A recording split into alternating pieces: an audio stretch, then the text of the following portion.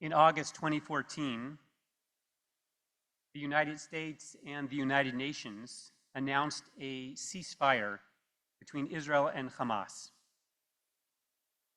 An hour after being declared, Hamas violated that ceasefire, shooting and killing Lieutenant Hadar Golden and taking his body captive.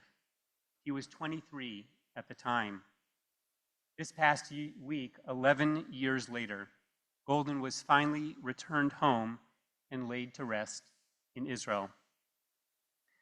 And I imagine you, have been following closely the agonizingly slow return of the remaining hostages who were killed in Gaza on October 7th. For their families, and indeed for all of Israel and all Am Yisrael, there can be no closure until their loved ones are properly buried. That's true first and foremost because these families, they want clear evidence that their loved ones are indeed dead.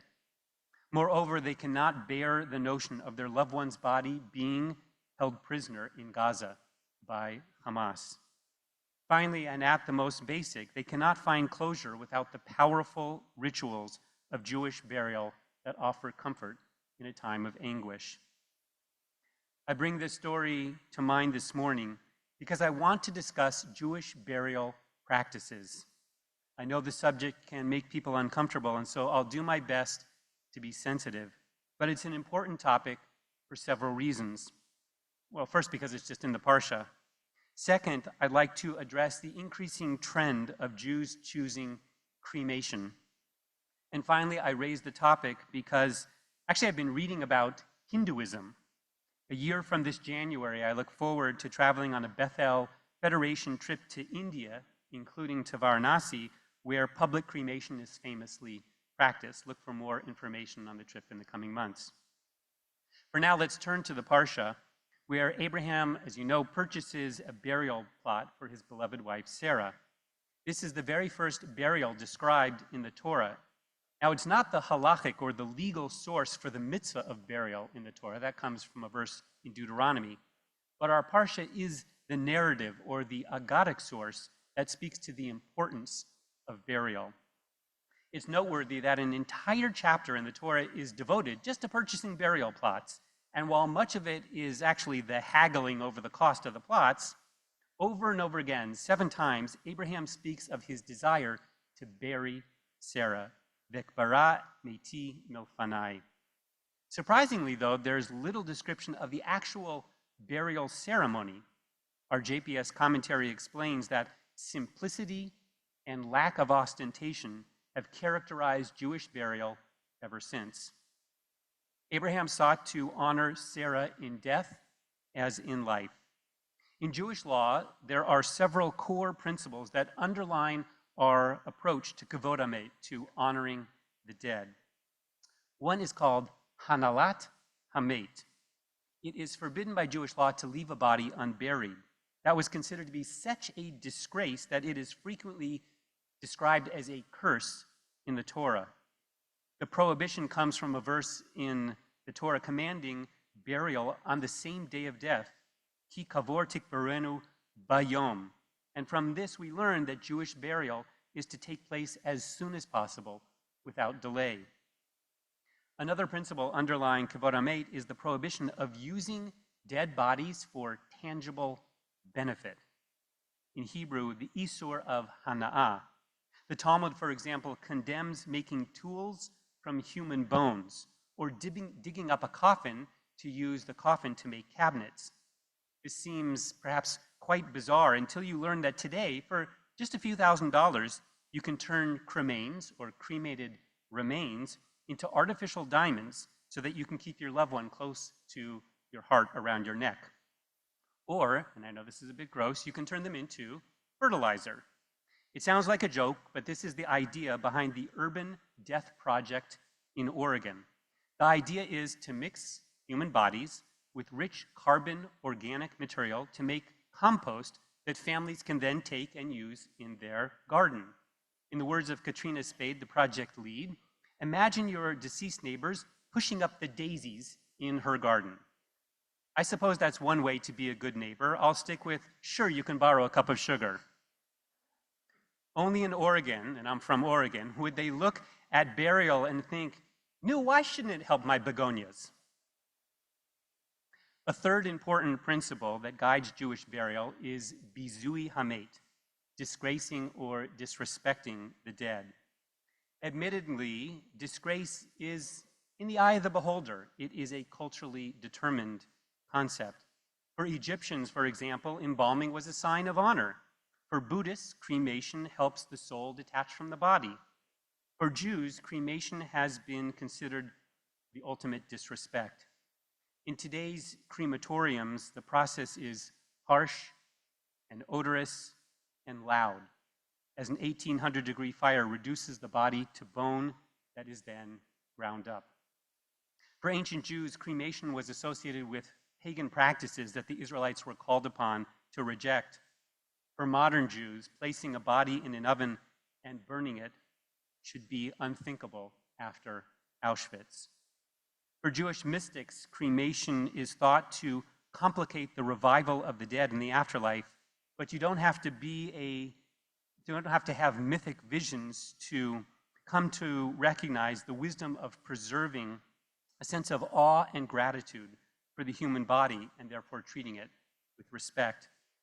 We understand this intuitively. You would never burn, for example, a Torah scroll that contains the words of God. All the more so, kal v'chomer, we don't burn a body that housed a person made in the very image of God. Now, I realize that this can be a difficult topic for some. I've regularly spoken with family members whose loved ones have chosen to be cremated, and they are often torn between honoring the wishes of their family members and honoring Jewish tradition. I'm addressing the topic not to disparage anyone else's choices, but rather to explain the halakha, Jewish tradition, and Jewish law, as well as our approach here at Bethel. And also, I want to encourage conversations between family members to understand each other's end-of-life wishes, as well as to invite those who might have questions to come speak to me or Rabbi Goldberg. People have turned to cremation in especially recent years for a variety of reasons. One is economic. There's no denying that it is cheaper, often by several $1,000s, than traditional burial. I've spoken to Hadrofs, the Jewish funeral home here in town, and they assure me that they do not want finances to stand in the way of proper Jewish burial, and so they will work with families in need. Another reason that some people choose cremation is the environmental impact of burial. Now, while it's true that burial requires more land than cremation, and that is indeed an issue in some locations, when it comes to burning fossil fuels and releasing mercury and toxins into the atmosphere, there are definitely greener alternatives than cremation. Cremation is forbidden in Jewish law. It's also forbidden in Islam. In some communities, therefore, as a deterrent, rabbis do not officiate at funerals. There's no burial, there's no shiva, there's no kaddish. I take a different approach. It's one developed by my colleague, Rabbi Jeremy Kalmanovsky, who wrote a tshuva, or a legal brief for the conservative movement, on alternative burial methods. I'll spare you all of the Talmudic discussion in medieval codes and just cut to the chase. In-ground, whole body burial is the long-established Jewish norm, and therefore we discourage cremation. But I would say if an individual, and how he concludes his tshuva, if an individual unfamiliar with the prohibition arranges for cremation, we believe that those cremains should indeed be buried in a Jewish cemetery. In such a case, we will officiate at a private family burial, followed by a Shiva memorial service. And I found that this approach has been comforting to our families. Today, there are new methods that are marketed as green burial. One is hydrolysis. It's basically cremation, but instead of fire, it uses water.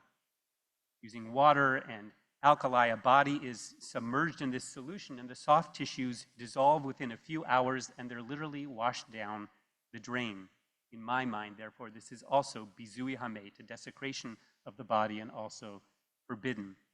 For those who are looking for green burial options, Jewish burial itself, with a plain pine box or perhaps no coffin at all, is already quite green.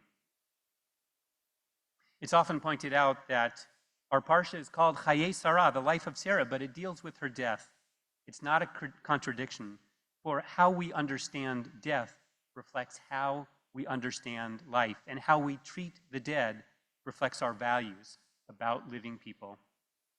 Unlike other faith traditions which may downplay the importance of the body or even see the body as sinful, as Jews, we believe that the body houses the soul and that it brings a lifetime of goodness to our world. Therefore, it itself is considered sacred and to be treated with dignity.